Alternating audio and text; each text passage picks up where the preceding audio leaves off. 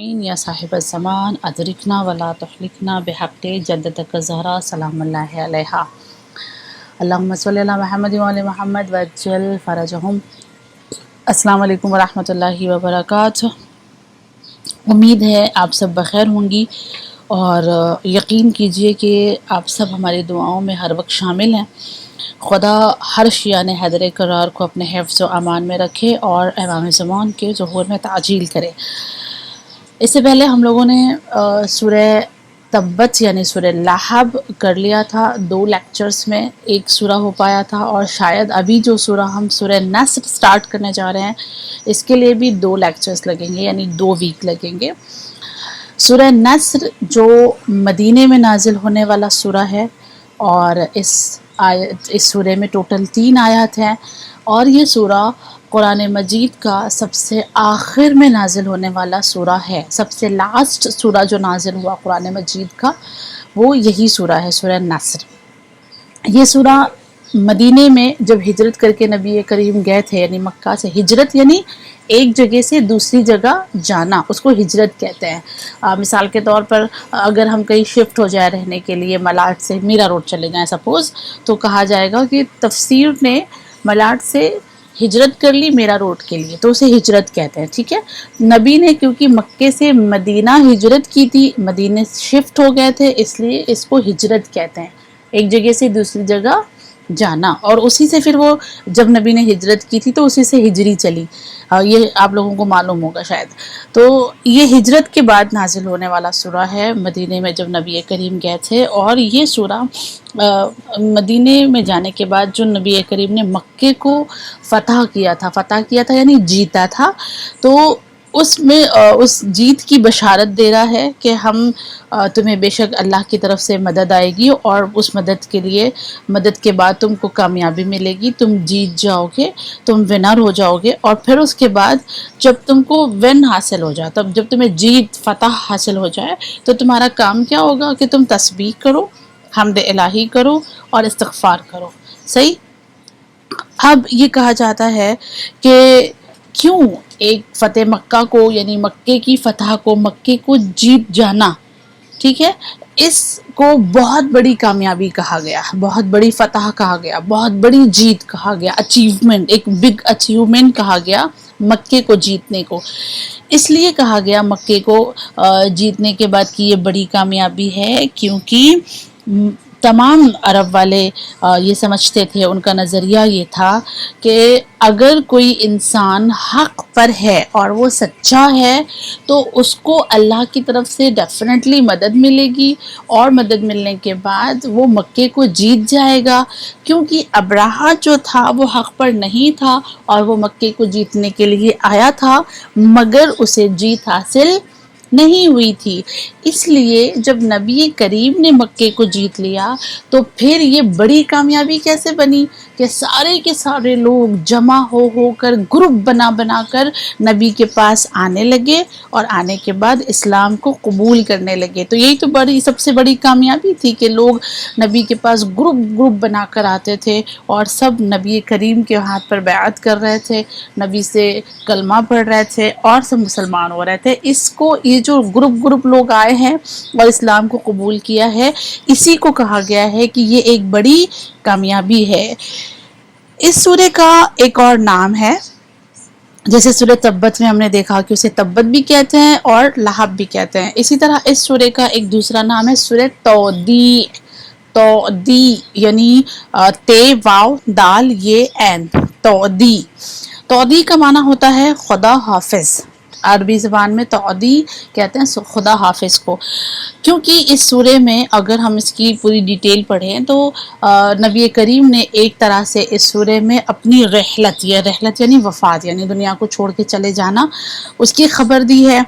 एक तरह से खुदा हाफिज है इस सूरे में, लिहाजा इस सूरे को सूरह तौदी भी कहा जाता है। जब ये सूरा नाजिल हुई और नाजिल होने के बाद नबी करीम ने इस सूरे की तिलावत लोगों के सामने की तो बहुत सारे लोग बहुत खुश हुए थे لیکن نبی کریم کے چچا عباس یہ سورہ سن کر رونے لگے تھے، تو پیغمبر اسلام نے فرمایا تھا کہ کیا ہوا، آپ اس قدر کیوں گریہ کر رہے ہیں، آپ کے رونے کی وجہ کیا ہے؟ تو عباس نے عرض کی تھی کہ یا نبی اللہ، میرا یہ گمان ہے، مجھے ایسا لگتا ہے کہ یہ سورہ پڑھ کر آپ نے اپنے وفات کی، اپنے رحلت کی، اپنے دنیا سے جانے کی ہمیں خبر دی ہے۔ تو یہاں پر نبی کریم نے کہا ہاں یہ سچ ہے، اصل میں یہ سورہ میرے رحلت کی خبر دیتا ہے۔ اب یہاں پہ یہ سمجھ میں نہیں آتا، دیکھیے یہ تھوڑا سا فلسفہ ہے، سمجھ میں بات یہ نہیں آتی ہے کہ اس سورے میں تو کوئی ایسی کوئی بات نہیں ہے نا کہ جس سے یہ پتہ چلے کہ نبی جانے والے ہیں، نبی اب نبوت ختم ہونے والی ہے اور رسالت ختم ہونے والی ہے، نبی کی وفات ہونے والی ہے۔ تو کون سا ایسا سینٹنس ہے اس سورے میں جس سے یہ پتہ چلتا ہے کہ اس میں نبی کی رحلت کی خبر ہے، نبی کے وفات کی خبر ہے، نبی کے جانے کی خبر ہے؟ تو تمام جو مفسرین ہیں ان لوگوں نے یہ بتایا کیونکہ اس سورے میں نبی کی کامیابی، مکے کی کامیابی اور مسلمانوں کے یا کفاروں کے، منافقین کے مسلمان ہونے کی بات کی گئی ہے، اور یہی نبی کریم کا مقصد تھا، ٹارگٹ تھا۔ نبی کریم اس لیے آئے تھے کہ وہ مکے کو حاصل کرے یعنی فتح حاصل کرے، منافقین کے دلوں پہ فتح حاصل کریں، کافروں کے دلوں پہ قبضہ کریں۔ لہٰذا جب نبی کریم نے ان تمام لوگوں کو جیت لیا، ان کے دلوں کو جیت لیا، کفر کو ختم کر دیا اور لوگ مسلمان ہو گئے، تو ظاہر ہے کہ جب ان کا مقصد ختم ہو رہا ہے تو اس کا مطلب یہ ہے کہ جس مقصد کے تحت وہ آئے تھے، اب جب وہ مقصد پورا ہو گیا تو یعنی اب وہ یہاں سے جانے والے ہیں۔ تو اس قرآن کے اس سورے کے اس ڈیٹیل سے یہ پتہ چلتا ہے کہ نبی کی رحلت کی خبر اس سورے میں دی گئی ہے۔ صحیح۔ اب اس سورے میں پڑھنے کی فضیلت کیا ہے؟ اس پڑھنے کی فضیلت کے لیے اگر ہم دیکھنا چاہیں تو پہلی ہی حدیث ہے رسول اللہ صلی اللہ علیہ وآلہ وسلم کی کہ وہ فرماتے ہیں کہ جو کوئی بھی اس سورے کی تلاوت کرے گا وہ بالکل اس انسان کے جیسا ہے جو فتح مکہ میں نبی کے ساتھ ہمراہ تھا، ان کا ساتھ دے رہا تھا اور ان کے ساتھ کافروں کے مقابلے میں کھڑا تھا۔ دوسری حدیث چھٹے امام سے ہے جس میں مولا فرماتے ہیں کہ اگر کوئی انسان اس سورے کو نافلہ نماز یا واجب نماز میں پڑھتا ہے تو اس کو تمام دشمنوں پہ کامیابی حاصل ہوتی ہے، اور قیامت میں جب وہ وارد ہوگا، جب وہ آئے گا تو اس کے ہاتھ میں ایک عہد نامہ ہوگا۔ عہد نامے کو آپ ایک لیٹر سمجھ لیں، ایک لیٹر جیسا اس کے ہاتھ میں ہوگا، جو یا ایک کارڈ آپ سمجھ لیں، کارڈ جیسا اس کے ہاتھ میں ہوگا جو بات کرے گا۔ وہ کارڈ ہے نا، وہ ہمارے ہاتھ میں جو ہوگا، اگر یہ سورہ پڑھنے والا جو بھی ہوگا ہمارے ہاتھ ان دا سینس کہ جو بھی پڑھے گا، کہ اس کے ہاتھ میں وہ کارڈ ہوگا، اور وہ کارڈ ہے نا بات کرے گا، اور بات کرنے کے بعد وہ یہ کہے گا کہ خدا نے اسے اس کی قبر کے اندر سے باہر بھیجا ہے اور وہ جہنم کی آگ سے امان نامہ ہے، یعنی اللہ نے مجھے اس کے ساتھ قبر سے باہر نکالا ہے، میں اس کے ساتھ آیا ہوں یہ بتانے کے لیے کہ یہ جہنم میں نہیں جائے گا۔ یعنی ایزی ورڈز میں اگر ہم سمجھیں تو وہ جو کارڈ ہوگا وہ ہمارے لیے جنت کا ایک سند ہوگا، سند یعنی سرٹیفکیٹ ہوگا۔ تو اگر کوئی یہ پڑھتا ہے سورہ واجب نماز میں یا نافلہ نماز میں تو اس کی یہ فضیلت ہے۔ ہم پھر ایک بار ریمائنڈ کرنا چاہیں گے آپ لوگوں کو کہ کسی بھی سورہ کو صرف لفظوں سے پڑھ لینا کافی نہیں ہوتا ہے، اور لفظوں کو پڑھنے سے تمام تر فضیلتیں حاصل نہیں ہوتی ہیں جب تک اس سورے کے حکم پر ہم عمل نہ کریں۔ بہرحال اب یہاں پر سورہ ہم سٹارٹ کرتے ہیں۔ ہم تینوں آیت ایک ساتھ پڑھیں گے اور تینوں آیت کا انشاءاللہ ایک ساتھ ایکسپلینیشن دینے کی کوشش کریں گے، کیونکہ مختصر سی سورہ ہے، 3 ہی آیت ہے ٹوٹل، تو اس میں لیکن ہے ڈیٹیل بہت زیادہ ہے، بٹ آپ اس کو پہلے پوری طرح سے سن لیں۔ بسم اللہ الرحمن الرحیم۔ اذا جاء نصر اللہ والفتح۔ اذا یعنی جب، جاء یعنی آ گئی، اور نصر اللہ، نصر کہتے ہیں مدد کو، اللہ یعنی اللہ کی طرف سے، والفتح واہ یعنی اور، فتح یعنی کامیابی، ٹھیک ہے۔ جب آ گئی پروردگار عالم کی طرف سے کامیابی، فتح، مدد، نصر اللہ، اس کا اگر آپ ترجمہ لکھنا چاہیں تو جب خدا کی مدد اور کامیابی پہنچے، آ جائے تمہارے پاس، تو اس کا ترجمہ یہ ہے۔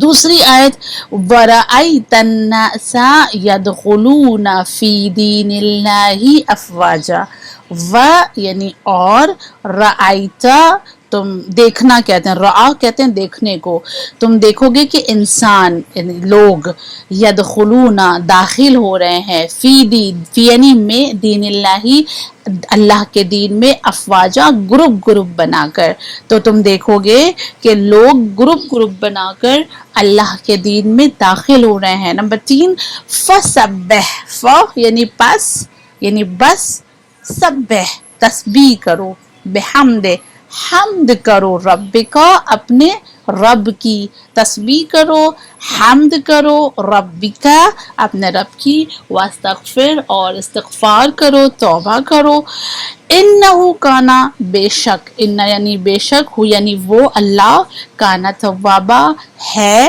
توبہ کو قبول کرنے والا۔ یہ اس کا ڈیٹیل سے ترجمہ تھا۔ اب اس کی ڈیٹیل ہمیں پڑھنی ہے۔